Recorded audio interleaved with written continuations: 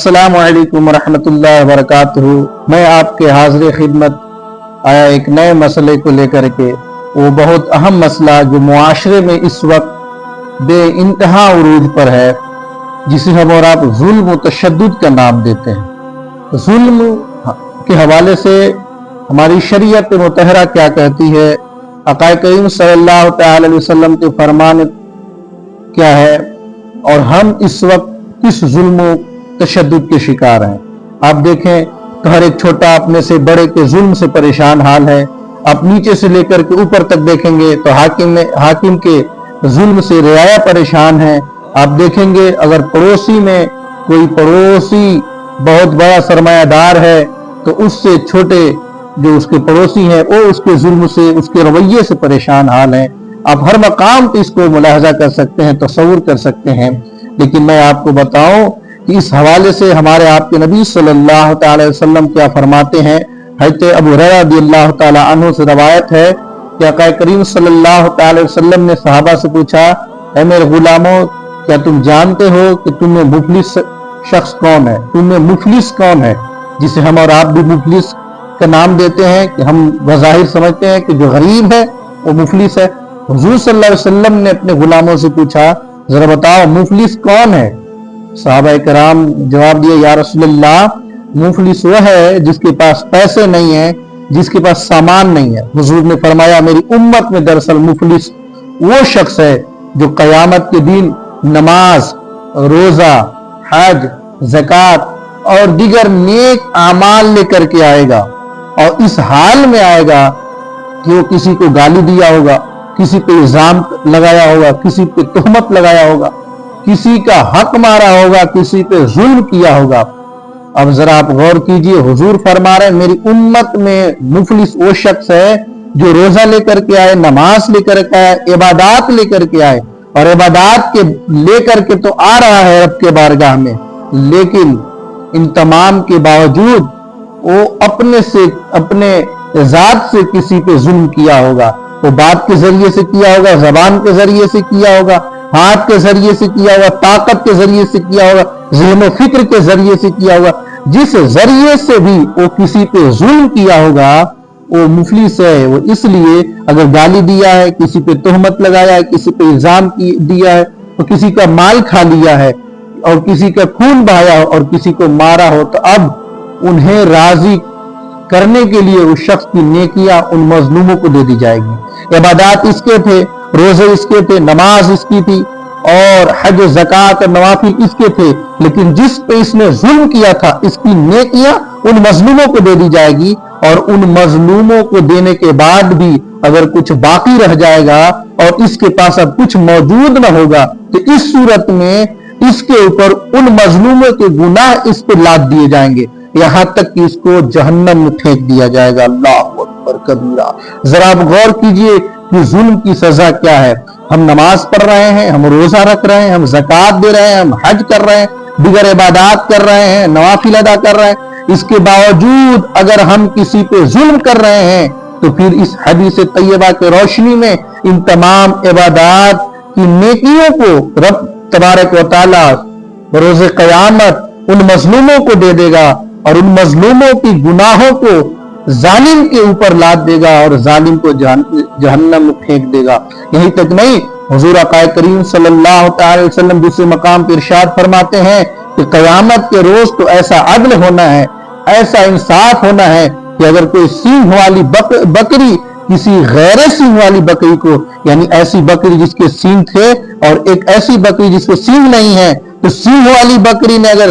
غیر سینگ والی بکری کو اگر مار دی ہے تو اب وہاں اس بکری کا بھی بدلہ جو ہے دیا جائے گا، اور اس سینگ والی بکری سے غیر سینگ والی بکری کا بدلہ لیا جائے گا۔ ذرا آپ غور کر سکتے ہیں کہ حضور اس فرمان سے ہمیں اور آپ کو کیا سبق دے رہے ہیں، کیا درس دے رہے ہیں۔ اور اس ظلم کا اگر کبھی آپ ملاحظہ کریں اور آپ اندازہ لگائیں تو بعض مقامات پہ تو انسان دنیا میں ہی ظالم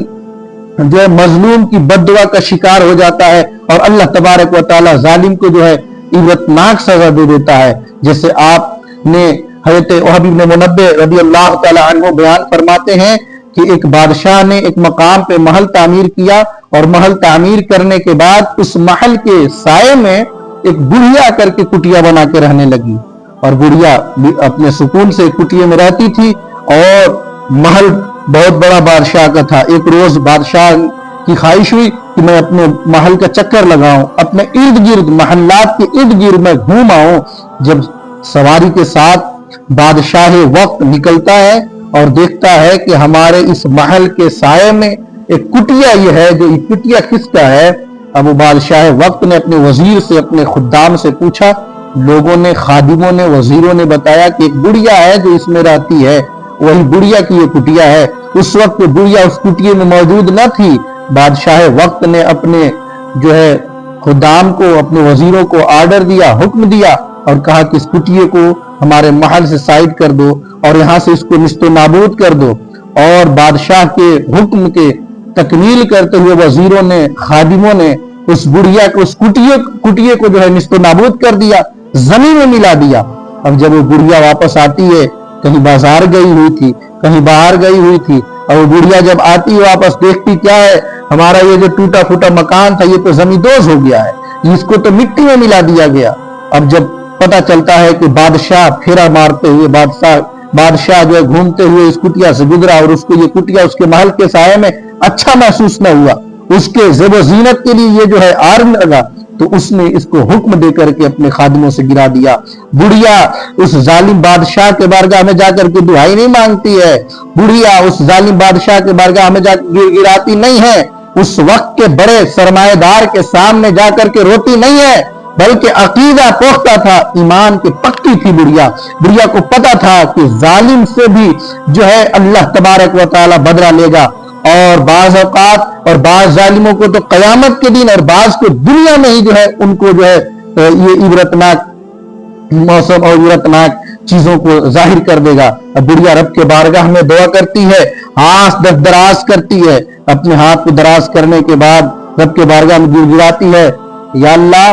میں اس گھر میں موجود نہ تھی، میں غائب تھی، بار الہ اے میرے مالک تو تو موجود تھا، میرے ساتھ یہ سب کیا ہوا؟ رب تبارک و تعالیٰ کو جو ہے اس بڑھیا کی بات پہ جلال آیا، اور رب نے فرشتوں کو حکم دیا کہ اس بادشاہ کے محل کو گرا دیا جائے، اور جتنے لوگ اس میں ہیں ان کو اس میں غرق کر دیا جائے، اسی میں مار دیا جائے۔ اللہ تبارک و تعالیٰ اس بڑھیا کی جو ہے ظالم بادشاہ کے حق میں دعا کو قبول کیا، اور رب تبارک و تعالیٰ نے عبرتناک موت عطا فرمائی، اور اس محل کو جو ہے زمین دوز کر دیا اور نیست و نابود کر کے زمین مٹی میں ملا دیا۔ میں آپ کو بتانا چاہوں گا کہ ہمیں اور آپ کو ظلم کرتے ہوئے کسی پہ سوچنا چاہیے، وہ چاہے اپنے زبان کے ذریعے سے کر رہے ہوں، طاقت کے ذریعے سے کر رہے ہوں، یا کسی اور ذریعے سے ہم کر رہے ہوں، اس پہ ہمیں غور کرنا چاہیے کہ جب ایک سینگ والی بکری بھی غیر سینگ والی بکری کو اگر مار دے، اس کا بھی بدلہ اللہ تبارک و تعالیٰ اس دن، اور اس کا بھی حساب و کتاب کرے گا۔ پھر ہم تو اشرف المخلوقات کہلاتے ہیں، ہمیں تو لقد کرمنا بنی آدم کا تاج ہمارے سروں پہ سجایا گیا، پھر ہمارے ساتھ کتنا عدل و انصاف ہوگا، اور پھر اللہ تبارک و تعالیٰ نے کتنا کچھ ہمارے اوپر شریعت کو نافذ کیا ہے، اللہ کے پیغمبر صلی اللہ علیہ وسلم نے ہم پہ کتنا کچھ شریعت کو نافذ کیا ہے، اور اس شریعت کو پامال کرتے اپنی ہم زندگی گزار رہے ہیں، تو پھر ہم یہ خیر کو دعوت نہیں دے رہے ہیں بلکہ ہم شر کو دعوت دے رہے ہیں، اور اس کا سزا